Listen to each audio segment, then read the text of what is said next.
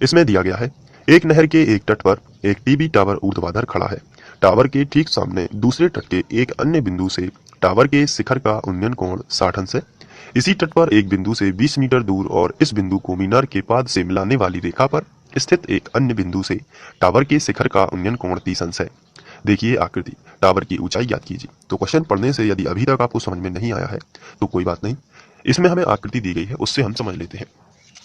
ये एक आकृति दी गई है जिसमें कोई नहर है और उसके एक तट पर एक टावर खड़ा हुआ है। तो यहाँ पर अब देखते हैं प्रश्न को दोबारा से। एक नहर के एक तट पर एक टीवी टावर ऊर्ध्वाधर खड़ा है। तो देखिए ये हो जाएगी नहर और नहर का ये हो गया एक तट और उस पर एक टीवी टावर ऊर्ध्वाधर खड़ा है। तो ये देखिए ये नहर है, तो नहर यहाँ से केवल यहाँ तक है, अभी क्वेश्चन से आपको क्लियर हो जाएगा। तो नहर के एक तट पर एक टीवी टावर ऊर्ध्वाधर खड़ा है। टावर के ठीक यहाँ पर ठीक सामने दूसरे तट के एक अन्य बिंदु से टावर के शिखर का उन्नयन कोण 60 अंश है। यानी टावर के ठीक सामने, ये देखिए टावर के ठीक सामने दूसरे तट पर, यहाँ पर लिखा है टावर के ठीक सामने दूसरे तट के। तो इसका मतलब ये है कि तट दो होते हैं किसी नहर के, तो पहला तट ये हो गया, दूसरा तट ये हो गया, तो बीच में नहर होगी। तो यहाँ पर लिखा है टावर के ठीक सामने दूसरे तट के एक अन्य बिंदु से। इसका मतलब दूसरे तट का एक अन्य बिंदु हमने बिंदु सी माना है और वहां से कोई व्यक्ति यदि टावर को देखता है तो उसका जो कोण बनता है वो 60 अंश का बनता है।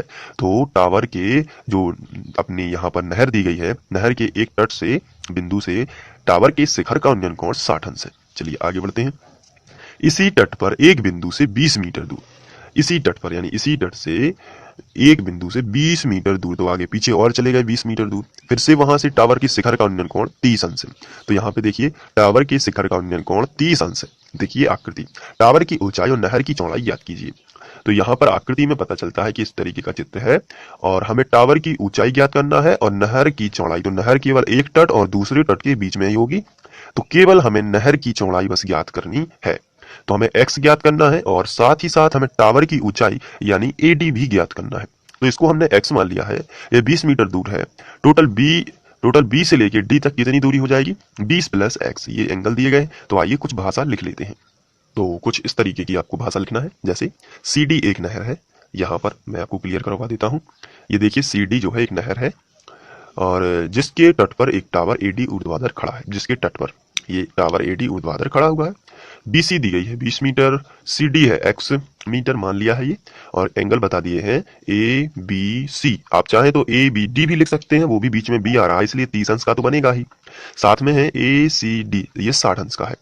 तो 30 अंश और 60 अंश ये दोनों एंगल हमने लिख लिए। चलिए अब इसके बाद हमें त्रिभुज लेने की आवश्यकता है। तो यहाँ पर दो समकोण त्रिभुज बन रहे हैं, पहला है ADC और दूसरा है ADB। देख पा रहे होंगे आप, ADC ये देखिए छोटा समकोण त्रिभुज और दूसरा है ADB।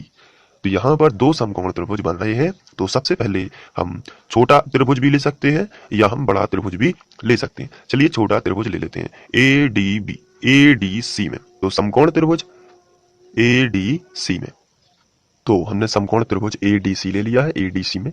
अब यहाँ पर हमें ये जो थीटा है ये 60 अंश का है, तो इसके सामने बनेगी लंब भुजा AD और ये है आधार। तो लंब हमें, चूंकि ये हमें लंब जो है ये ज्ञात करना है और ये आधार भी हमें ज्ञात करना है, तो इसका मतलब हमें दोनों को लेना पड़ेगा, चाहे ज्ञात हो चाहे अज्ञात हो, जो दोनों चीजों में रिलेशन होना चाहिए, दोनों चीजें आनी चाहिए। क्योंकि अगर हम यहाँ पे लंब और कर्ण ले लेंगे तो ये नहीं आ पाएगी आधार, तो आधार नहीं आएगी तो हमें x की वैल्यू नहीं मिल पाएगी, इसलिए हमें वही दोनों चीजें लेनी है। तो लंब और आधार, क्योंकि समकोण यहाँ पे बन रहा है तो कर्ण ये जाएगी, तो लंब और आधार में tan का रिलेशन होता है, इसलिए हम यहाँ पे फॉर्मूला लगाएंगे tan थीटा। तो होता है tan थीटा बराबर लंब बटे आधार।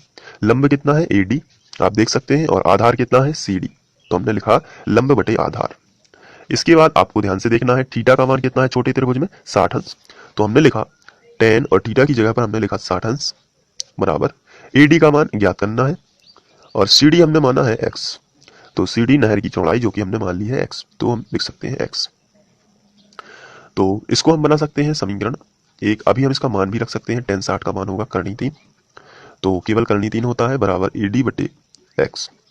तो इसके बटे में कुछ भी नहीं है तो हम 1 कर सकते हैं और त्रिज्या गुणा करेंगे, तो AD का गुणा 1 में होगा तो आएगा AD बराबर x का गुणा करनी 3 में होगा तो आएगा x करनी 3। इसको हम समीकरण 1 बना देते हैं, जरूरत पड़ने पर इसका हम मान रखेंगे।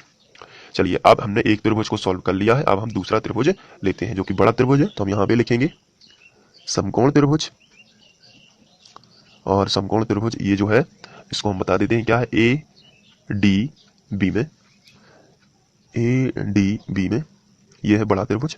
तो बड़े त्रिभुज में यहाँ पे देखिए ये हमें ज्ञात करना है और ये आधार हमें दिया गया है 20 + x, दोनों हो जाएंगे इस बार क्योंकि बड़ा त्रिभुज। तो tan का फॉर्मूला ही लगेगा इसमें भी, tan थीटा बराबर लंब कितना है बड़े त्रिभुज में ये आपको बताना है। तो लंब देखिए ये रहा a से लेके d तक, तो लंब हो जाएगा AD और बटे आधार कितना होगा, बड़ा त्रिभुज है तो बड़ा आधार होगा, तो ये b से लेके d तक पूरा आधार होगा, तो इसको हम लिख सकते हैं BD। तो tan थीटा कितना बन रहा है, तो आंसर है 30 बड़े त्रिभुज का। तो हमने लिखा tan 30 अंश बराबर, यहाँ पे देखिए AD जो है वो ज्ञात करनी है और BD जो है उसको हम लिख सकते हैं BD। आप देख पा रहे हैं B से लेके D तक, इसको क्या लिख सकते हैं 20 + x, टोटल हो जाएगा यहाँ से यहाँ तक 20 है, यहाँ से यहाँ तक x है, तो ये पूरा BD हो रहा है, इसलिए इसको 20 + x हम लिख सकते हैं। तो चलिए लिख देते हैं 20 + x। तो tan 30 जो है इसको हम, इसका मान होता है 1/3 बराबर AD बटे 20 + x। अब हम कर देते हैं त्रियक गुणा। तो त्रियक गुणा के लिए AD का गुणा करनी 3 में करेंगे तो आएगा AD करनी 3 बराबर 20 + x का गुणा 1 में करेंगे तो ये संख्या चेंज नहीं होगी, ज्यों की त्यों आ जाएगी 20 + x। तो अब इसको हम समीकरण 2 बना देते हैं। अब यहाँ पर हमें समीकरण 1 दिख रहा है और ये है समीकरण 2। तो यहाँ पे हम क्या कर सकते हैं, चलिए सोचते हैं। यहाँ पे AD बराबर लिखा है x करनी 3, तो AD की जगह पर हम रख सकते हैं x करनी 3। क्या यहाँ पे AD है, आंसर है बिल्कुल यहाँ पे ये रहा AD। तो इसकी जगह पर हम रख देते हैं x करनी 3, तो x में पूरा समीकरण हो जाएगा, तो जिससे हमें x की वैल्यू मिलेगी। चलिए रखते हैं, तो AD की जगह पर हम रख सकते हैं x करनी 3। तो हम लिखेंगे x का मान समीकरण 2 में रखने पर, नहीं सॉरी AD का मान, क्योंकि AD है तो हम यहाँ पे लिखेंगे AD का मान समीकरण 2 में रखने पर। तो हमने ये लिख दिया, चलिए रख देते हैं। AD की जगह पर कितना रखना है ऊपर से थोड़ा देख लीजिए, AD की जगह पर रखना है x करनी 3, तो चलिए हम यहाँ पे AD की जगह पर रख देते हैं x करनी 3। इसके बाद ये करनी 3 लिखा है, इसको हमने ज्यों का त्यों लिख दिया बराबर 20 + x। ये इस तरीके से सिंपल सा कर देना। अब करनी 3 का गुणा करनी 3 में करोगे तो 3 बाहर आ जाएगा, और क्योंकि समान करनी है तो संख्या बाहर आ जाती है, करनी 3 करनी 9 हो जाता है, जिससे 3 बाहर आ जाता है। तो आपको ऐसी ट्रिक बना लेनी है कि समान संख्या यदि करनी में है तो गुणा करोगे तो बाहर आ जाएगी, और 3 का गुणा x में करोगे तो आएगा 3x, क्योंकि करनी 3 का करनी 3 में किया तो 3 आ गया बाहर, 3 का गुणा x में किया तो हो गया 3x बराबर 20 + x। इसको भी ज्यों का त्यों लिखा। अब x का उस तरफ पक्षांतर कर देते हैं, तो पहले लिखा 3x प्लस का x उस तरफ गया तो -x बराबर 20। तो 2x में से 1x चला जाएगा, सॉरी 3x में से 1x चला जाएगा तो 2x हो गया बराबर 20।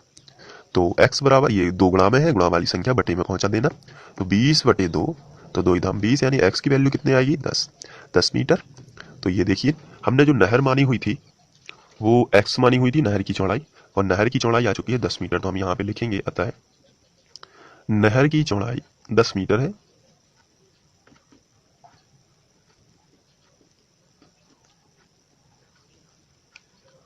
इसके बाद हमें टावर की ऊंचाई यानी AD भी ज्ञात करनी है। तो AD कैसे आ सकती है, आइए थोड़ा सा विचार करते हैं। इसके लिए आपको समीकरण 1 व 2 को ध्यान से देखना पड़ेगा। तो मैंने ये समीकरण 1 व समीकरण 2 आपके सामने रखे, तो आपको गैस करना है कि AD कैसे आएगा।